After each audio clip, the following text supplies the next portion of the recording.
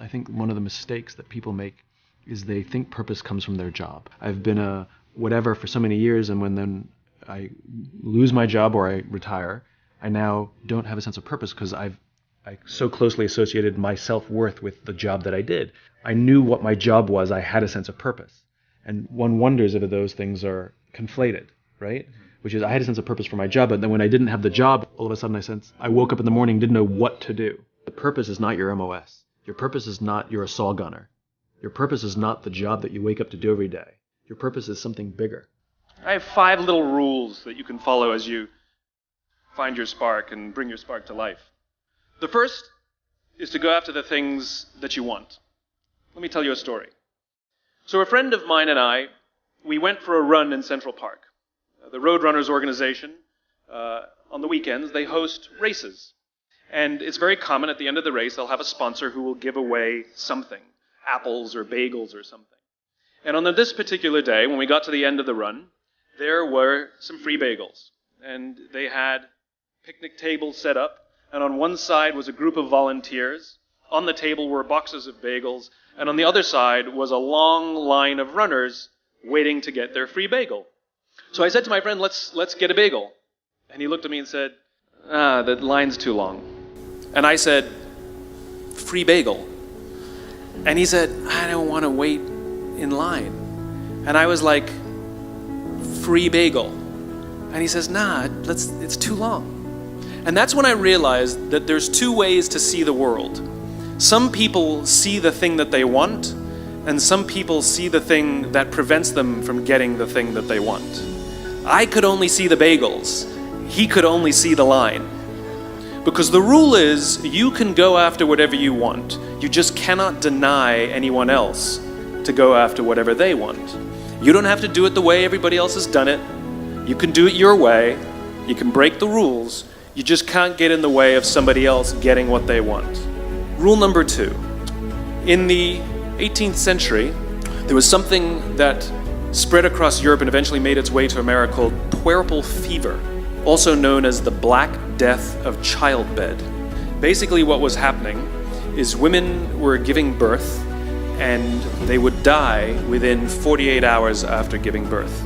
This Black Death of childbirth was the ravage of Europe, and it got worse and worse and worse over the course of over a century.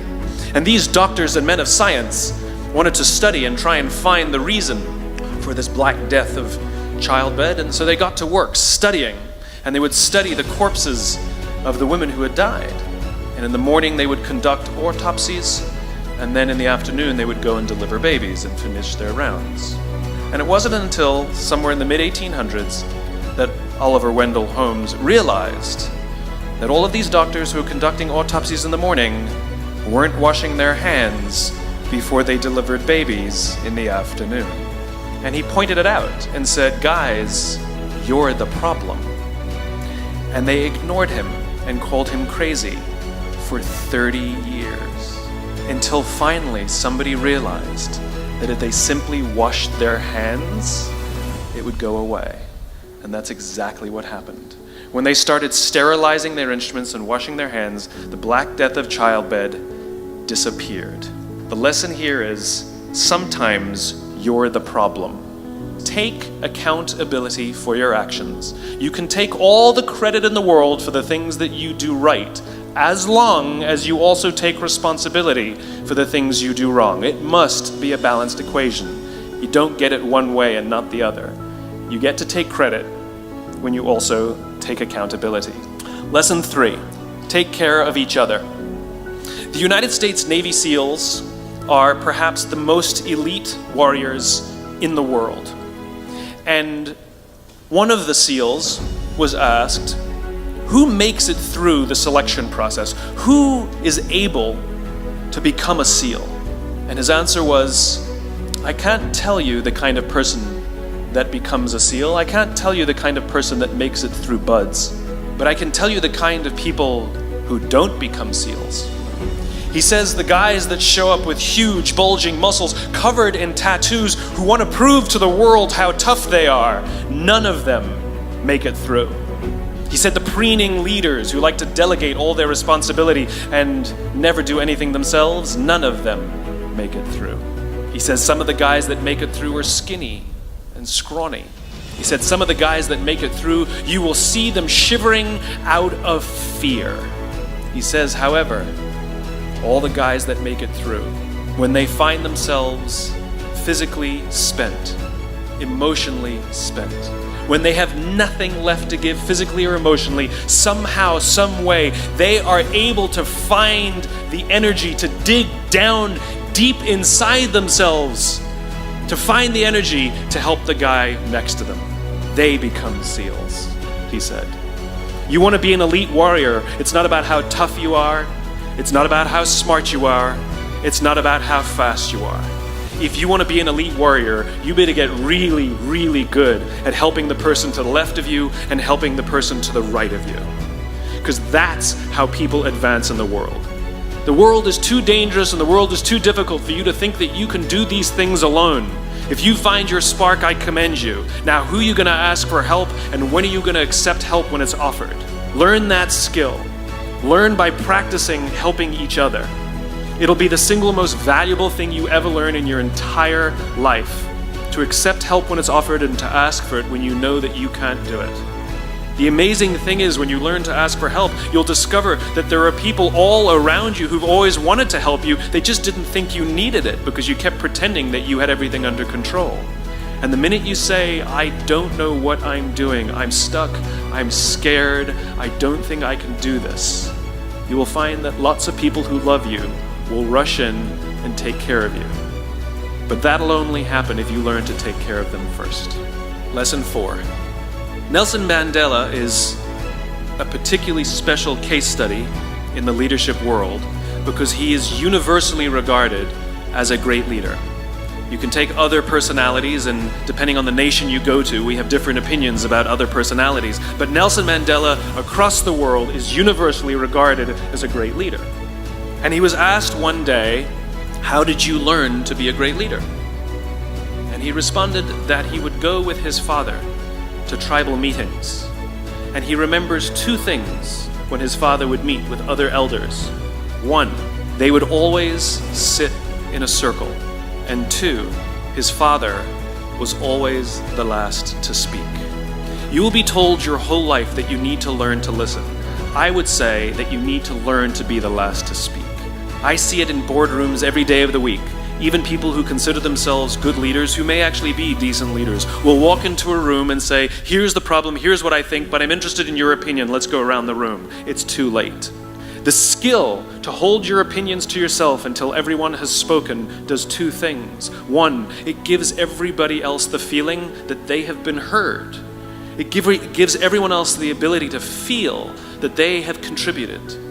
And two, you get the benefit of hearing what everybody else has to think before you render your opinion. To keep your opinions to yourself. If you agree with somebody, don't nod yes.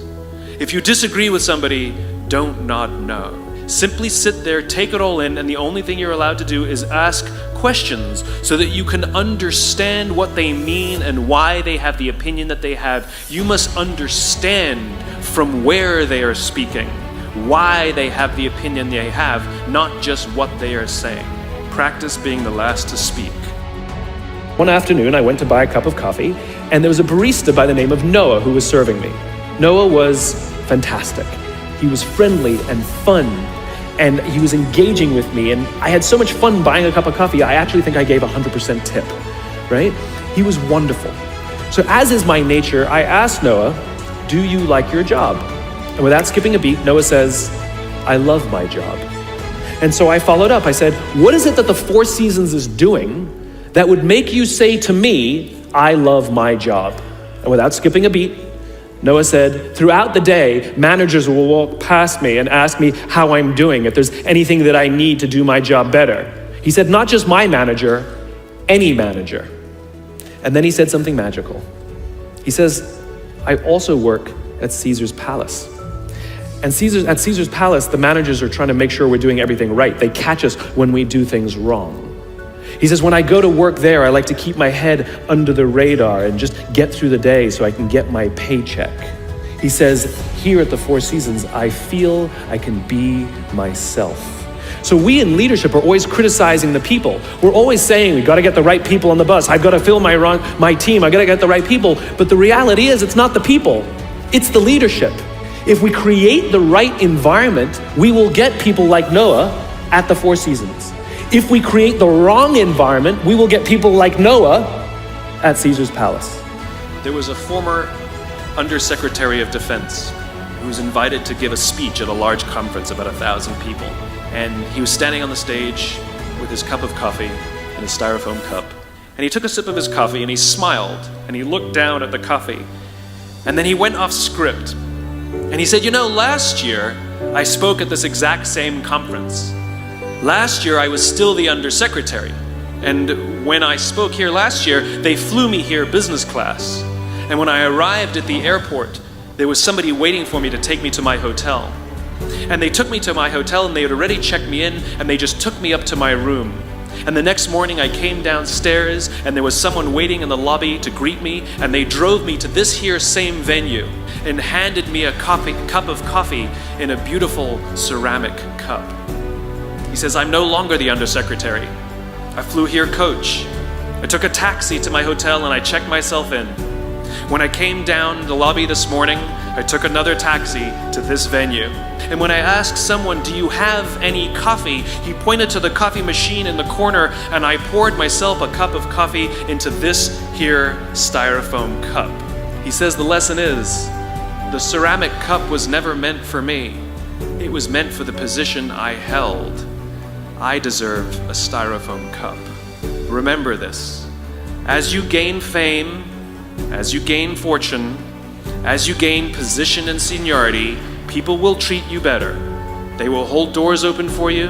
They will get you a cup of tea and coffee without you even asking. None of that stuff is meant for you. That stuff is meant for the position you hold. It is meant for the level that you have achieved of leader or success or whatever you want to call it. But you will always deserve a styrofoam cup. Remember that lesson of humility and gratitude. You can accept all the free stuff. You can accept all the perks.